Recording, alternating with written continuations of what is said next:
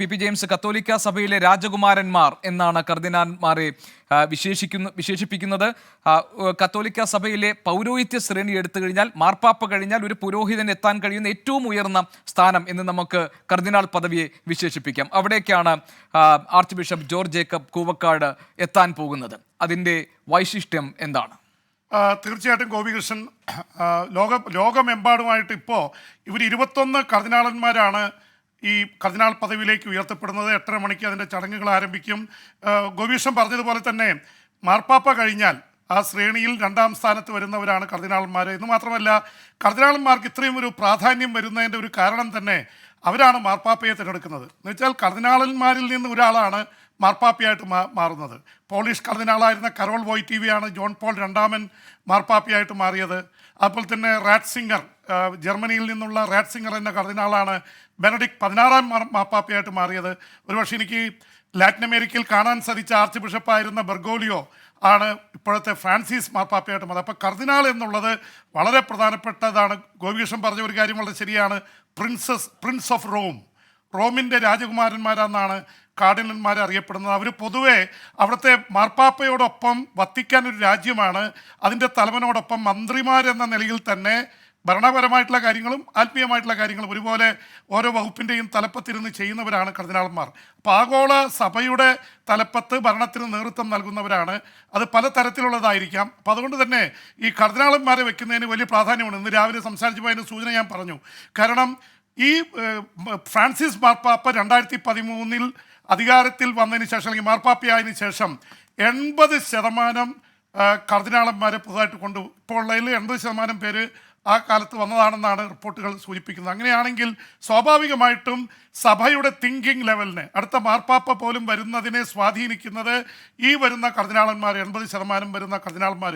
അത് ഒരുപക്ഷെ ഫ്രാൻസിസ് മാർപ്പാപ്പ കൊണ്ടുവന്ന പുതിയ കാറ്റും വെളിച്ചവും വത്തിക്കാനിലേക്ക് അത് വലിയ രീതിയിൽ സ്വാധീനിക്കും.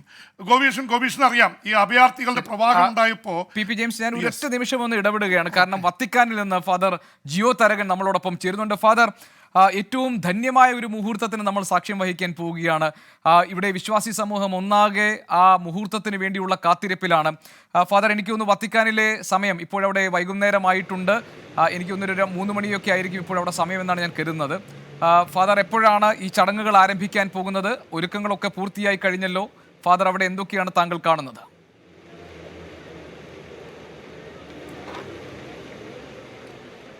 ഫാദർ ജിയോ തരകൻ നമ്മളോടൊപ്പം ചേരും. പി ജെയിംസ് നേരത്തെ സൂചിപ്പിച്ചതുപോലെ തന്നെ കത്തോലിക്ക സഭയിലെ രാജകുമാരന്മാർ എന്നാണ് കർദിനാൾമാർ അറിയപ്പെടുന്നത്. കത്തോലിക്ക സഭയിലെ പൗരോഹിത്യ ശ്രേണിയിൽ മാർപ്പാപ്പ കഴിഞ്ഞാൽ ഒരു പുരോഹിതന് എത്തിപ്പെടാൻ കഴിയുന്ന ഏറ്റവും ഉയർന്ന സ്ഥാനം എന്ന് നമുക്ക് ഇതിനെ വിശേഷിപ്പിക്കാം. കർദിനാൾ തിരുസംഘത്തിൽ അംഗമാകുന്നതോടുകൂടി മാർപ്പാപ്പയുടെ ഔദ്യോഗികമായ ഉപദേശക സംഘത്തിലാണ് മാർ കൂവക്കാട് ഉൾപ്പെടാൻ പോകുന്നത്. കത്തോലിക്ക സഭയുടെ നിയമമനുസരിച്ച് ഒരു സാധാരണ വിശ്വാസിക്ക് മാർപ്പാപ്പയോ കർദിനാളോ ആകുന്നതിന് യാതൊരു തടസ്സവുമില്ല. അതിനുള്ള അദ്ദേഹം തന്നെ നേരത്തെ archbishop George Jacob Koovakad തന്നെ പറഞ്ഞതുപോലെ അതൊരു ദൈവവിളിയാണ്. ആ ദൈവവിളി തനിക്ക് ലഭിച്ചിരിക്കുന്നു എന്നതിലെ സന്തോഷമായിരുന്നു അദ്ദേഹം നേരത്തെ പങ്കുവെച്ചത്. നേരത്തെ മാർപ്പാപ്പ തന്നെ മുൻപ് പറഞ്ഞിട്ടുള്ളതുപോലെ ലളിതമായ ജീവിതം നയിക്കുന്ന വ്യക്തി എന്ന സവിശേഷത ആർച്ച് ബിഷപ്പ് ജോർജ് ജേക്കബ് കൂവക്കാടിനുണ്ട്. അദ്ദേഹം ലാളിത്യമാർന്ന ജീവിതവും സഹായിക്കാനുള്ള മനസ്ഥിതിയും പാവങ്ങളോടുള്ള കരുണയുമൊക്കെ അദ്ദേഹത്തിന് നമ്മൾ എടുത്തു പറയേണ്ട സവിശേഷതകളായി നിൽക്കുന്നു. നിർണായകമായ കാര്യങ്ങളിൽ തീരുമാനമെടുക്കുന്നതിന് പോപ്പിന് കർദിനാൾ തിരുസംഘത്തെ കൂട്ടമായോ കർദിനാൾമാരെ ഒറ്റയ്ക്കോ വിളിക്കാം.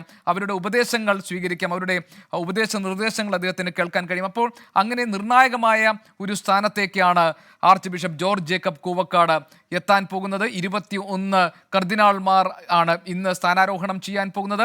അതിൻ്റെ ചടങ്ങുകളിലേക്ക് വരുമ്പോൾ അവരെ പേര് ചൊല്ലി വിളിച്ചുകൊണ്ടാണ് ആ ചടങ്ങുകൾക്ക് തുടക്കം കുറിക്കാൻ പോകുന്നത്. 8:30 മണി ഇന്ത്യൻ സമയം 8:30 മണിക്കാണ്, അതായത് വത്തിക്കാനിൽ സമയം വൈകിട്ട് 4 മണിക്കാണ് ഈ ചടങ്ങുകൾ ആരംഭിക്കാൻ പോകുന്നത്. പി ജെയിംസ്, മാർപ്പാപ്പയുടെ ഔദ്യോഗികമായ ഉപദേശക സംഘത്തിൽ അംഗമാകാൻ പോകുന്നു എന്നതാണ് മറ്റൊരു പ്രത്യേകത, അല്ലേ?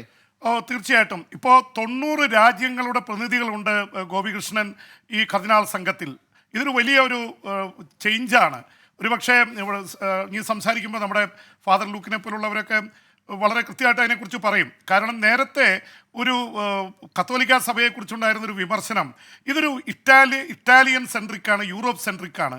കാരണം ഭൂരിപക്ഷം കർദിനാളന്മാർ വന്നിരുന്നത് ഇറ്റലിയിൽ നിന്നാണ്, മാർപ്പാപ്പമാർ വന്നിരുന്നത് ഇറ്റലിയിൽ നിന്നാണ്. ജോൺ പോൾ രണ്ടാമൻ മാർപ്പാപ്പ വരുന്നത് വരെ, നേരത്തെ പല നൂറ്റാണ്ടുകളിലൊക്കെ മാറ്റം ഉണ്ടായിട്ടുണ്ട്, പക്ഷേ പൊതുവെ ഇറ്റാലിയൻ പോപ്പുമാർ എന്നുള്ളതാണ് ഇതായിട്ടുള്ളത്. അതിനൊരു മാറ്റം വരുന്നത് ഒരുപക്ഷെ ജോൺ പോൾ രണ്ടാമൻ മാർപ്പാപ്പ പോളണ്ടിൽ നിന്ന് തിരഞ്ഞെടുക്കപ്പെടുമ്പോഴാണ്. ഇപ്പോഴും യൂറോപ്പിൽ നിന്ന് തന്നെയാണ്. പിന്നെ വന്ന ബെനഡിക്ട് പാപ്പ 16 വന്നത് ജർമ്മനിയിൽ നിന്നാണ്. പക്ഷെ അതിനൊക്കെ മാറ്റി നിർത്തിക്കൊണ്ട് ഒരു പക്ഷേ ഒരു മൂന്നാം ലോക രാജ്യത്ത് നിന്ന്, അർജന്റീനയിൽ നിന്ന്, ഇറ്റലിയിൽ നിന്ന് കുടിയേറിപ്പോയതാണെങ്കിലും ഫ്രാൻസിസ് മാർപ്പാപ്പ വന്നത് ഒരു പക്ഷെ വലിയൊരു തുറവിയായിരുന്നു. ആഫ്രിക്കയിൽ നിന്ന് കറുത്ത പാപ്പയൊക്കെ ഉണ്ടാവുമെന്ന് പറഞ്ഞിരുന്നു, പക്ഷെ അതുവരെ ഉണ്ടായിട്ടില്ല. പക്ഷേ ആ ഒരു തരത്തിൽ ഇപ്പോൾ ഉണ്ടായിട്ടുള്ളൊരു മാറ്റം വലിയൊരു മാറ്റമാണെന്ന് മാത്രമല്ല, മാർപ്പാപ്പ കൊണ്ടുവന്നിട്ടുള്ള ആൾക്കാരൊക്കെ കൂടുതലും ആഫ്രിക്കൻ വൻകരയിൽ നിന്ന്, ഏഷ്യയിൽ നിന്ന്, ലാറ്റിൻ അമേരിക്കയിൽ നിന്നാണ്, യൂറോപ്പിൽ നിന്നല്ല എന്നുള്ളത് ഈ കത്തോലിക്ക സഭ ആഗോള തലത്തിലേക്ക് ഉയർത്തപ്പെടുന്നു. അവർ യൂറോ സെൻട്രിക് എന്നുള്ള ഒരു ഇതിൽ നിന്ന് മാറി ഈ മൂന്നാം ലോക രാജ്യങ്ങളെ, പാവപ്പെട്ട രാജ്യങ്ങളെ എന്താ പറയുക, ആഗോള തലത്തിൽ ഉൾക്കൊള്ളുന്ന തരത്തിലേക്ക് മാറി എന്നുള്ളതിൻ്റെ ഏറ്റവും വലിയ സൂചനയായിട്ടാണ് കാണുന്നത്. അതിൽ കൂടുതൽ കാറ്റും വെളിച്ചവും കിടക്കുന്നു എന്ന് മാത്രമല്ല, ഈ ഒരു യാഥാസ്ഥിതിക പാരമ്പര്യത്തിൽ നിന്ന് 2000 വർഷത്തെ പാരമ്പര്യത്തിൽ ഏറ്റവും വലിയ മാറ്റങ്ങളിലേക്ക് ഫ്രാൻസിസ് മാർപ്പാപ്പ ഇതിനെ കൊണ്ടുപോകുന്നു.